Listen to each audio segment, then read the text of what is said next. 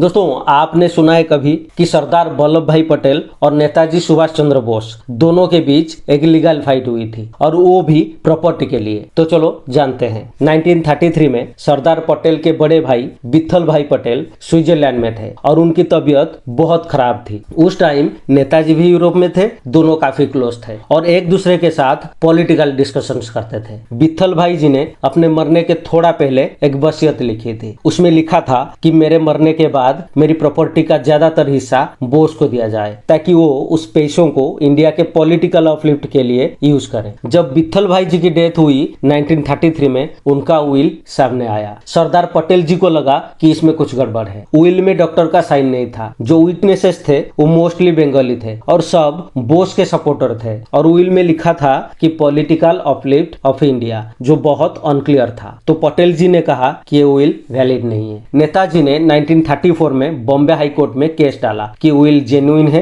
मुझे पैसा मिलनी चाहिए। लेकिन पटेल जी की फैमिली ने अपोज किया। कोर्ट ने पूरा विल पढ़ा और बोला कि ये गिफ्ट नहीं है जो बोस को पर्सनली दी गई हो, ये एक ट्रस्ट जैसा है जिसमें पैसा एक पर्पस के लिए यूज होना चाहिए। कोर्ट ने यह भी कहा कि पॉलिटिकल अपलिफ्ट ऑफ इंडिया ये एक क्लियर पर्पस नहीं है। हम डिसाइड ही नहीं कर सकते कि इसका क्लियर मतलब क्या है। क्या ये कांग्रेस के लिए है, आजादी के लिए, या एजुकेशन के लिए। लॉ के हिसाब से अगर ट्रस्ट का पर्पस क्लियर नहीं है तो इनवैलिड होता है। और इसी वजह से कोर्ट ने विल को कैंसिल किया और बोला कि पैसा विट्ठल भाई पटेल के परिवार को मिलेगा, बोस को नहीं।